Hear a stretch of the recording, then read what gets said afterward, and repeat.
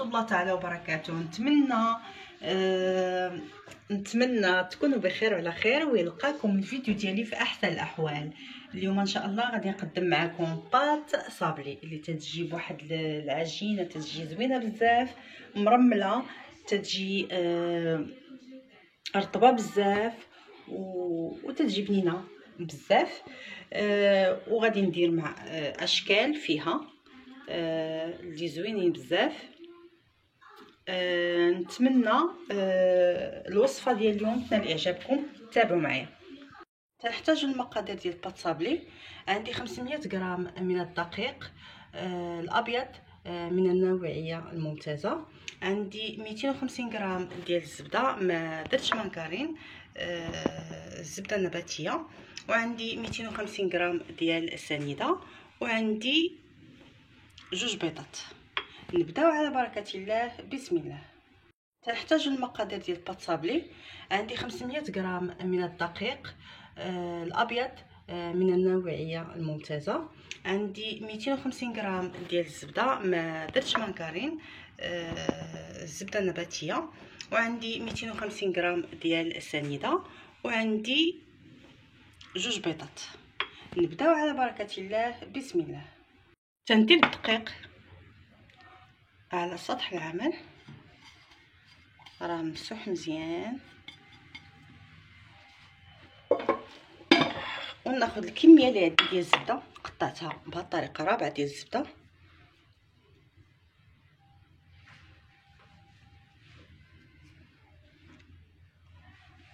نضيف ربعه ديال السنيده،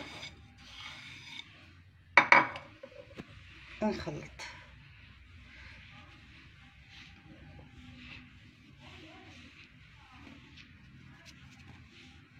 درت السنيده هي الاولى باش تمعك ليا مع الزبده ما غاديش نعجنوها، غادي نبقاو عا بصبيعاتنا غادي نجمعوا العجينه. غنبقاو نحلوا الزبده بهذه الطريقه، نفرتوها حيت هاد لاباس ما تتعجنش نهائيا. غادي نبقى ندير الزبده نجمعها بصباعي بهذه الطريقه، خاصها تكون فرته.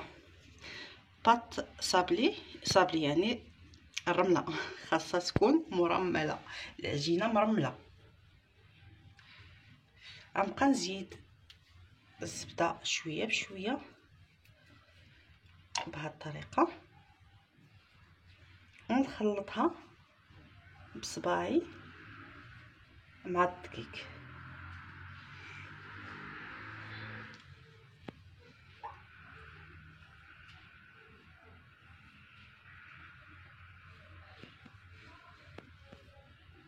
عا بشويه بشويه تتبغي الخاطر، وهي صعيبه شويه في العجينه ديالها، خاص يكون عندك الخاطر بزاف باش تصدق لك. ها نتوما تنستعمل الاطراف ديال صباعي باش نخدم، نحاول نلبس الدقيق كامل بالزبده.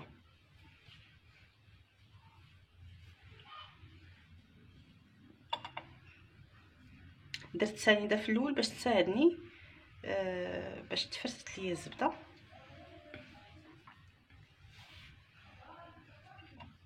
انا خدامه وفي نفس الوقت تنزيد الزبده، تندخلها في الدقيق، في الكميه ديال الدقيق اللي عندي نص كيلو ديال الدقيق مع ربعه ديال الزبده. انا درت زبده نباتيه، اللي بغى يدير مانكارين يديرها، تتجي بنينه ولذيذه بهاد الزبده.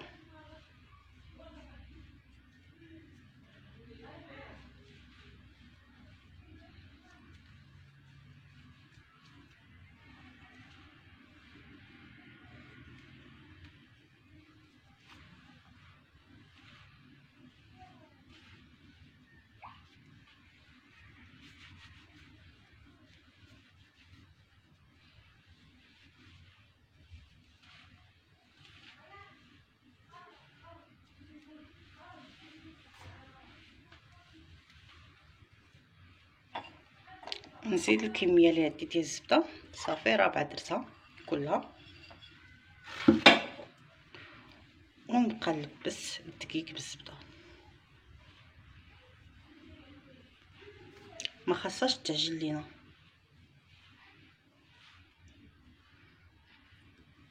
الا تعجنات لينا العجينه غتولي بحال العجينه ديال صابلي. حنا بغيناها تكون مرمله.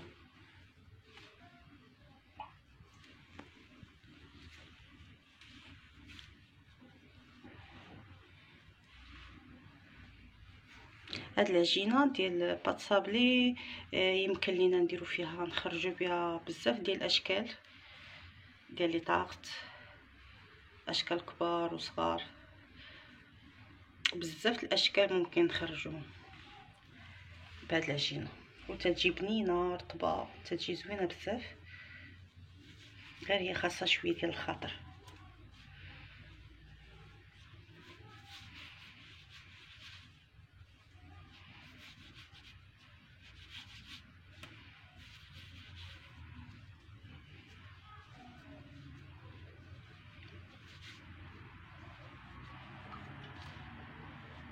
نبقى غادا بهاد الطريقه تنكمل ونرجع. خاصنا نبقاو نحلوها بحال هكا، بهاد الطريقه نحلوها.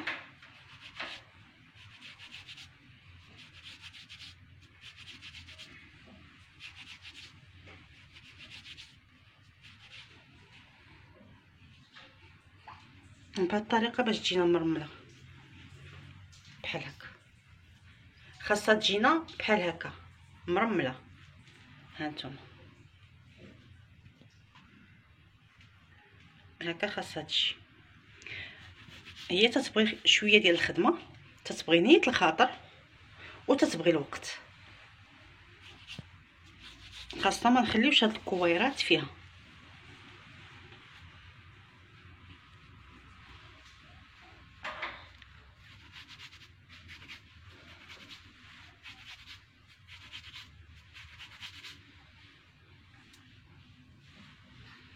هانتوما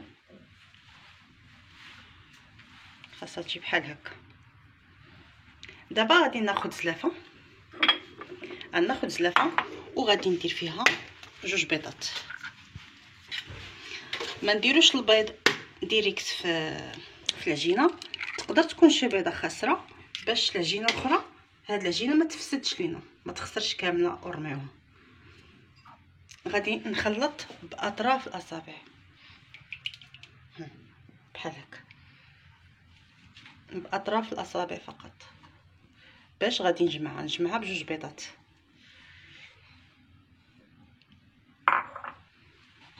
غنخدم بيدي بجوج، تنخدم غير بصباعي، ما خاصهاش تعجن.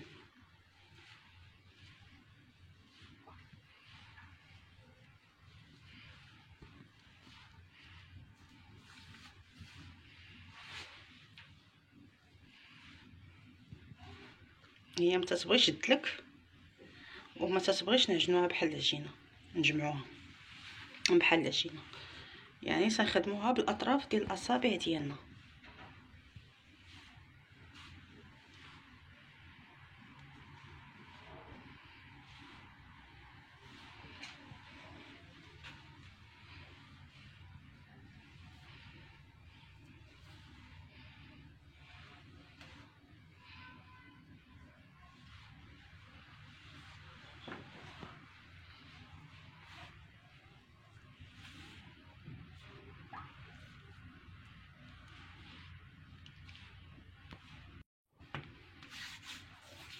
صافي خاصنا نجمعوها بهاد 2 بيضات وبلا ما ندلكوها. غنجمعها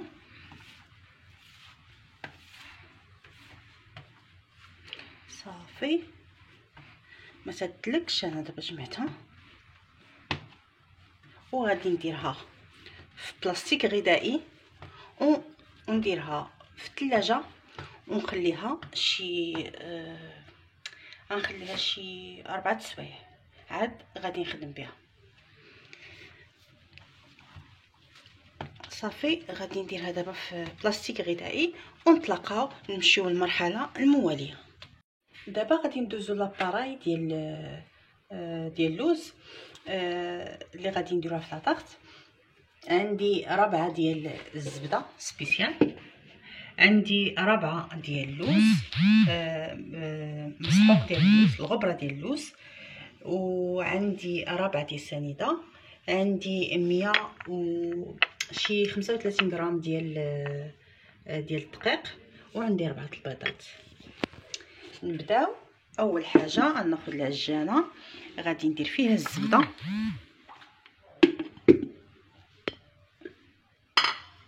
اللي غادي خاصها تخدم مزيان مع ربعه ديال السنيده.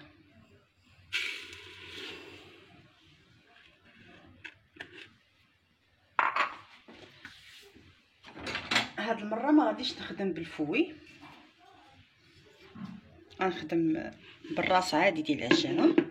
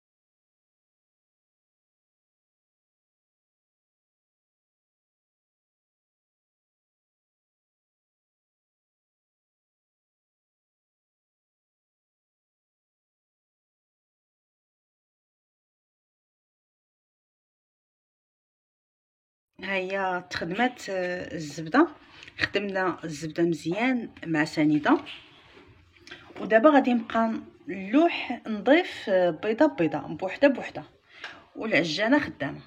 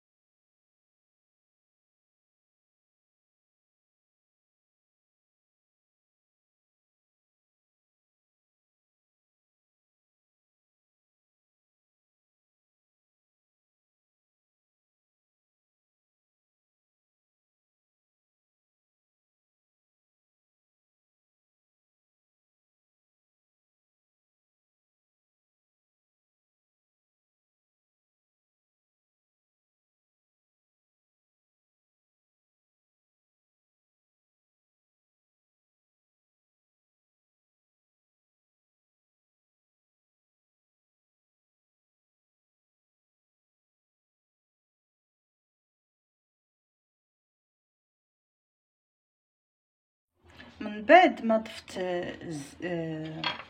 البيض وحده ورا الاخرى، دابا غادي نضيف البودره ديال اللوز او مسحوق ديال اللوز. غنخلي العجانه شاعله، وفي نفس الوقت غادي نضيف اللوز معلقه بمعلقه مع 31 غرام ديال الفورص، هو هذا،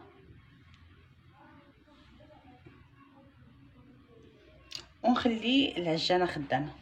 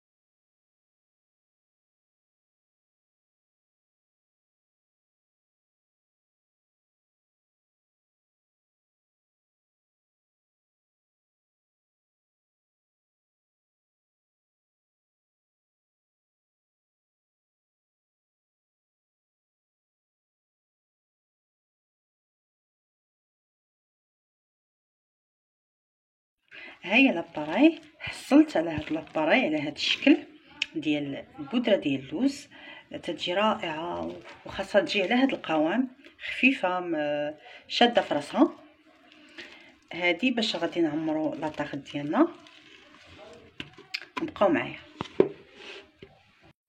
العجينه ديال الصابلي، بات صابلي هي هادي، نحيدوها من البلاستيك غذائي. انا خليتها ليله كامله، انا جمعتها باطراف الاصابع فقط، ما دلكتهاش، وهي ولات مرخوفه. العجينه ولات مرخوفه رطبه. غندير تحت منها الدقيق، شويه ديال الدقيق باش ما تلصقش. نقطعها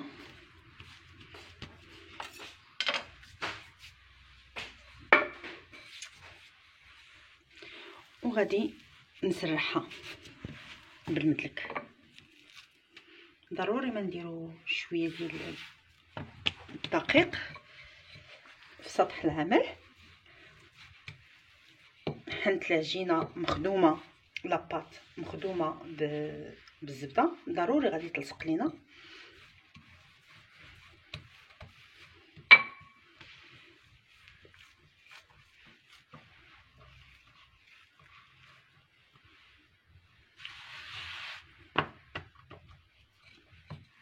وندلك مزيان.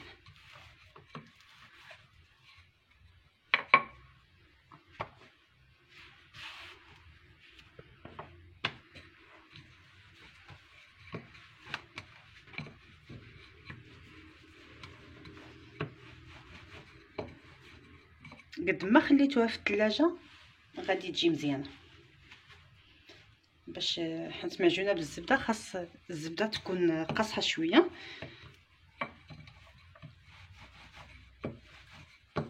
باش تساعدنا في تجي سهله في الخدمه.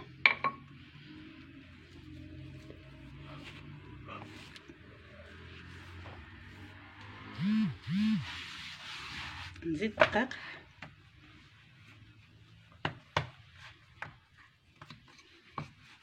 وندلك مزيان.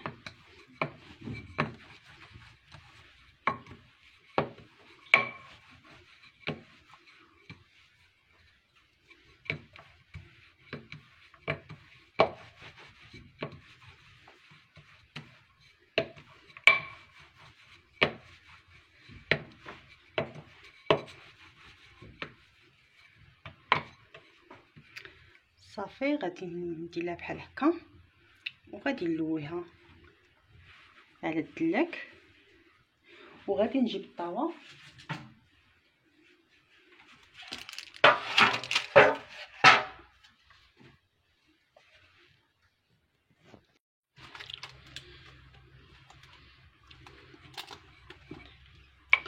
غادي ندير لاباط في المول اللي فرشت ليه بابي كويسون،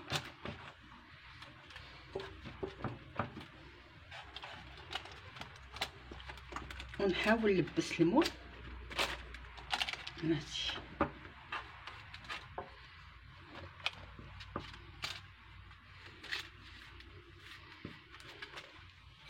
ونحيد هاد الزوائد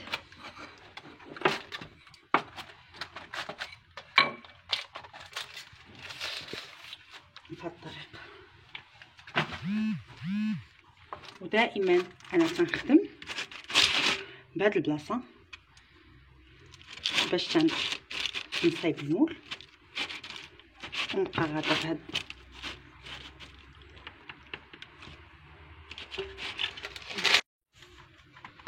صافي. تنضغط عليها في المول بهاد الطريقه في الجناب بصبعي، اللور ديال صبعي، وما نضغطش بزاف باش ما تقطعش ليا العجينه. كي عرفتوا العجينه تتكون مرمله دغيا تتقطع، ما خاصناش نضغطوا عليها بزاف. نحاول نثبت العجينه على المول بهذه الطريقه. تنخدم بصبعي فقط وتنضغط به صافي.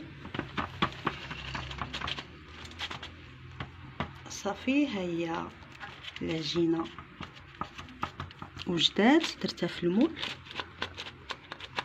كما قلت لكم البنات، قد ما جلست في الثلاجه تتكون حسن وتتجي سهله في الخدمه، تتجينا سهله في الخدمه. دابا غادي ناخذ الشوكه، ناخذ فرشات ونتقب بها مزيان.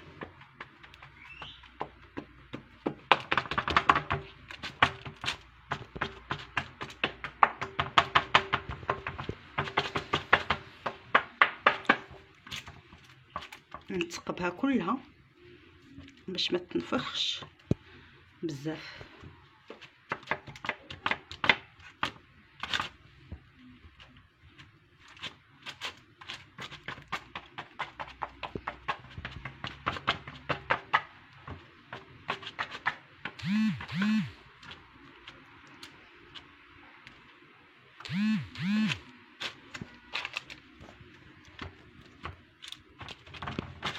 ودابا غادي ندير الحشوه لاباراي الوسط اللي درناها باللوز، بمسحوق اللوز.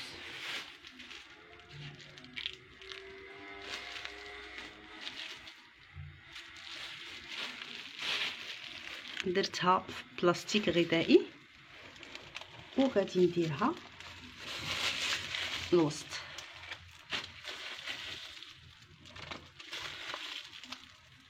بهذه الطريقه وغادي نسرحها بالسباتشي كلها. هاد لاباراي تتجي رائعه، تتجي زوينه بزاف، بنينه، تتجي لذيذه بزاف وسهله، تتجي في هاد لاطاغط هائله. صافي غنديرها في الجناب كاملين.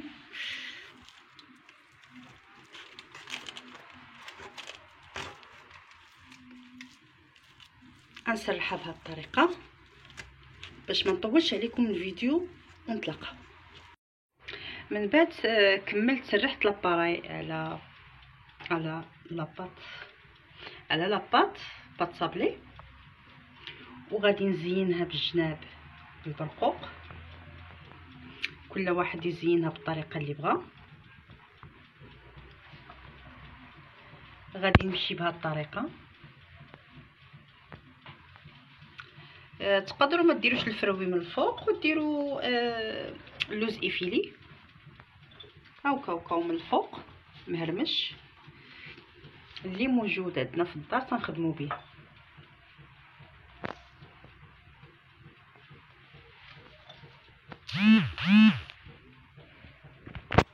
انا في هذه الاثناء راني شاعله الفران على 180 درجه الفوق والتحت.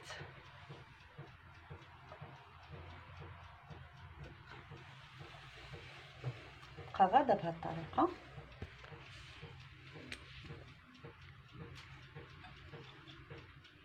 تنكمل ونتلاقاو.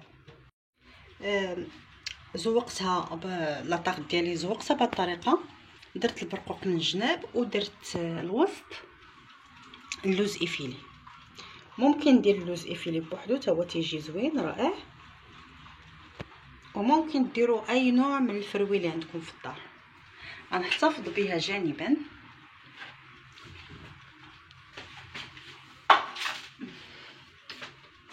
ودابا غادي ندوز لهاد المولات الصغيورين، غادي ندير بهم نعمرهم حتى هما. ناخذ العجينه ونطلقها بالمدلك بهذه الطريقه.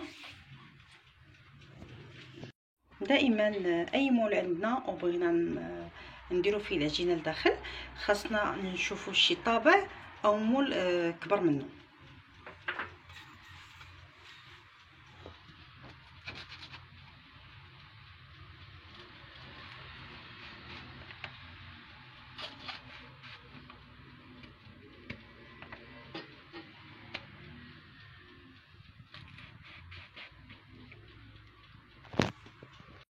من بعد انشد العجينه ديالي وغادي نسرحها واحد شويه باش تكفى ليا المول.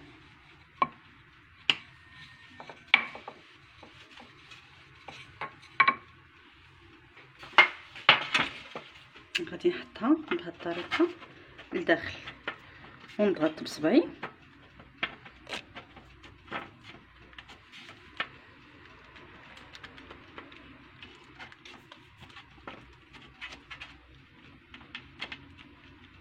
ونضغطها بشويه باش ما تقطعش.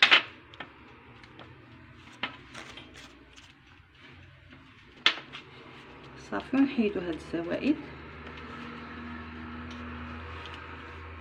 اللي كاينه هنا. صافي ونضغط نقادها نقاد العجينه على المول في المول بهذه الطريقه. راه ساهله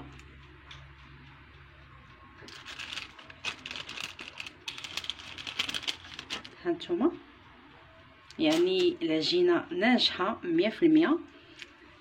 ما تسقاتش، انا هزيتها بكل سهوله،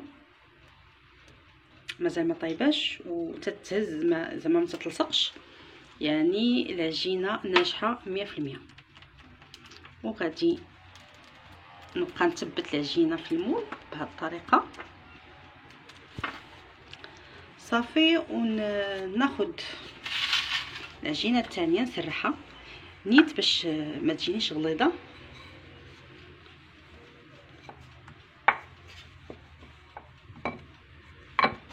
صافي ونديرها في هذا المول ونضغط بشويه بشويه. انا تنخدم فوق بابي كويسون، ما بغيتش هاد العجينه ندير فيها بزاف ديال الدقيق، بغيت نخدمها بلا دقيق. ونحيد الزوائد بهذه الطريقه.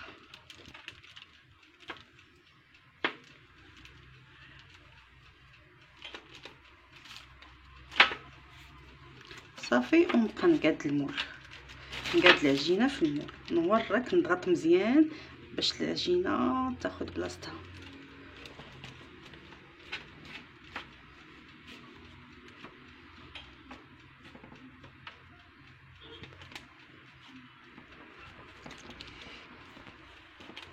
ونضغط في الجوانب بصبعي.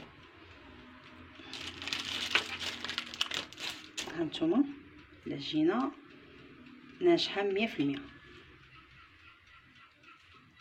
انا غادي نكمل على هاد الطريقه، غنكمل الليمون ديالي المولات كاملين ديالي ونتلاقاو. صافي سيري. انا دابا غادي ندير هاد المولات الصغيورين حتى هما، غندير عليهم العجينه بهاد الطريقه ونضغط بلا ما نورك بزاف.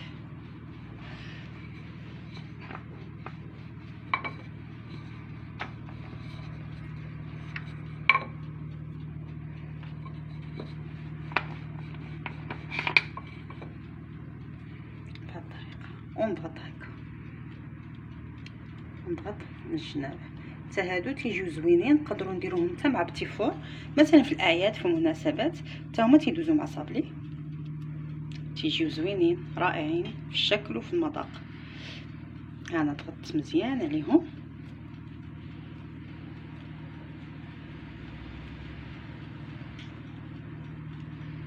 صافي بحال هكا. ندوز للثانيه حتى هي نضغط عليها من الجوانب ها باطراف الاصابع، ها بهاد البلاصه اللي يعني في الجنب ديال الاصبع، ونضغط وما نخافوش من العجينه ما غادي تقطع ما حتى شي حاجه. غنضغط مزيان في الجوانب.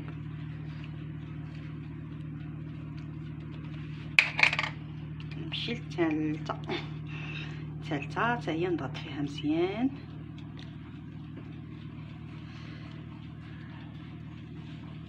بهذه الطريقه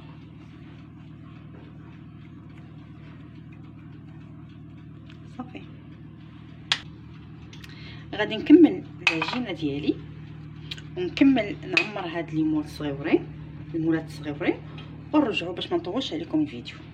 الطاوه ديالي ها هي كملتها، شاط ليا العجينه، وبغيت ندير معكم هاد المولات اللي تنديروا فيهم لي كيش، حتى هما غادي ندير فيهم بات صابلي، باش ندير فيها نزوقها بكريم باتيسير ولي فخوي. عندي معكم وحده. دائما تناخذوا شي مول كبر من هذا باش تنديروا هاد الدائره، وغادي نخشيها فوق المول بهذه الطريقه، وغادي نقطع الجوانب ونضغط.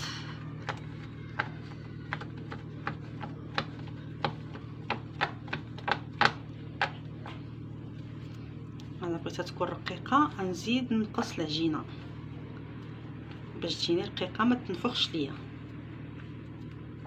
صافي، هذا هو القياس. وغادي نضغط في الجناب في الجوانب،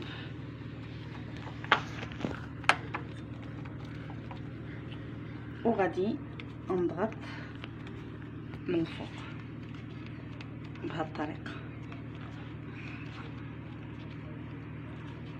صافي، تيجيو هكا. بغيناهم يبقاو خاويين واخا يطيبوا، حنت الا درتو مول قطعتو بشي مول يعني في القياس ديال هذا غادي تهبط لكم العجينه، يعني فاش غادي طيب العجينه غادي تهبط، ما غاديش تبقى واخده هاد لافورم.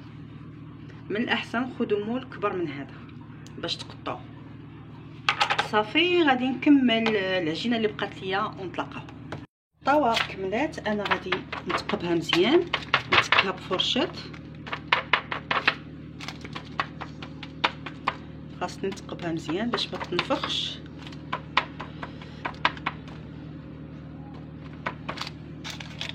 حتى هاد الصغيورين نثقبهم مزيان.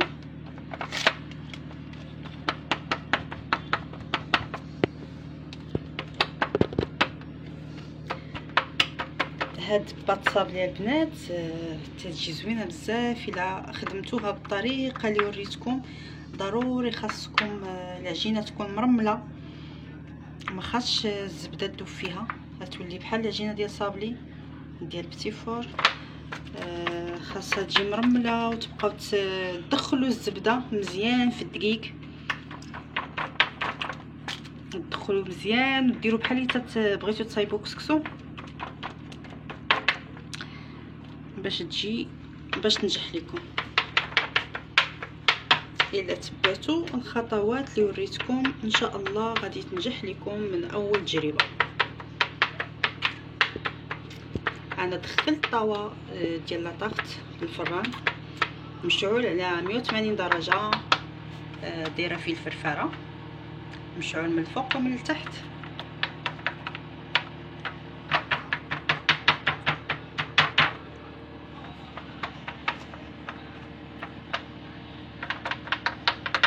صافي، نكمل بهذه الطريقه ونرجع.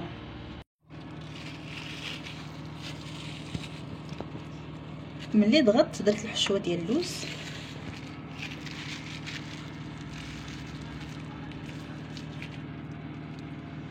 غادي نعمر المولات اللي عندي كاملين بالحشوه ديال اللوز بهذه الطريقه.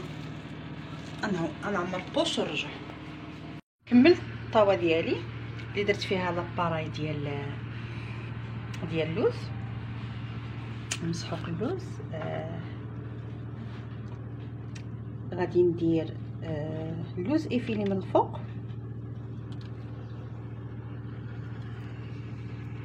بهذه الطريقه.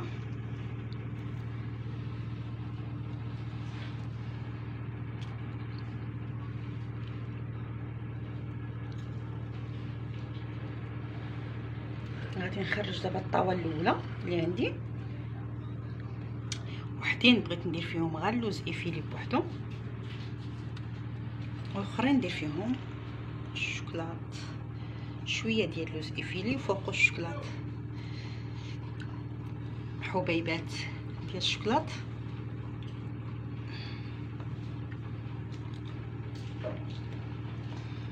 بهذه الطريقه.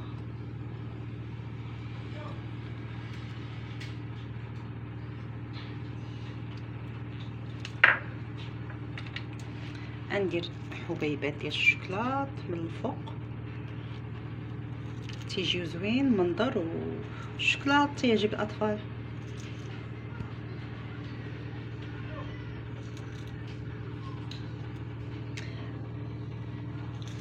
الطاوه ديالي طابت اللي في الفران، غنخرجها وندخل هاد الطاوه الثانيه.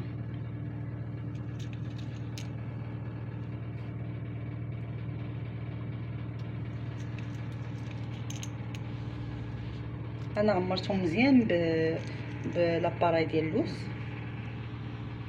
باش يجيو زوينين، حتى لا عضينا وعرفوا شنو عضينا يعني تيكونوا عامرين، تتجي عامره، تتجي لذيذه بزاف. وصافي هادو غادي نخليوهم باللوز افيلي، ما نديرش فيهم الشوكولات. صافي غنخرج الطاوه ديالي وندخل هادي ونتلاقاو. هذا هو الشكل، انا خرجت لاطاغ ديالي، هذا هو الشكل اللي جات عليه.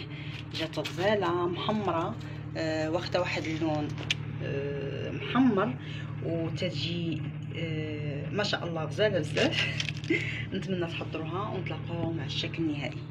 الشكل النهائي ديال لي طاغ ديالي زوقتهم بهذه الطريقه. لي طاغ اللي تنديرو بهم الكيش تيجيو بحال هذا الشكل، بحال هذه الطريقه، تيجيو ما تيجيوش غلاظ وتيجيو زوينين بزاف، وتا الشكل ديالهم تيبقى زوين.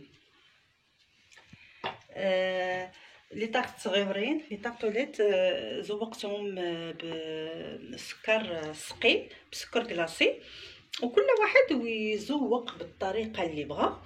هذا مجرد اقتراح. نص كيلو ديال الدقيق خرج ليا كميه لا باس بها كما تتشوفوا. درت بها اشكال مختلفه. نتمنى تنال اعجابكم وتجربوها في البيوت ديالكم. راها سهله وما كاينش مقادير بزاف وتتجي زوينه بزاف. بالنسبه للاباراي اللي بغى يدير بزاف، مثلا عنده شي حانوت صغير، شي مشروع صغير وبغى يديرها، راه مثلا لاباراي تديري فيها كيلو ديال اللوز زائد كيلو ديال سنيده زائد كيلو اللوز وسنيده وكيلو ديال الزبده ديال سانطرا يعني نباتيه، و125 غرام ديال الدقيق من النوعيه الممتازه، و16 البيضه. يعني تتخرج لك كميه زوينه. بالنسبه اللي عنده شي حانوت بغا يدير شي بادي شي مشروع صغير يدير هاد الكميه. نتمنى من الوصفه ديال اليوم نتمنى تنال اعجابكم وتجربوها في البيوت ديالكم كالعاده. ما تنساوش تبارطاجيوها بالاهل والاحباب باش تعمل فائده. الى فيديو قادم بحول الله.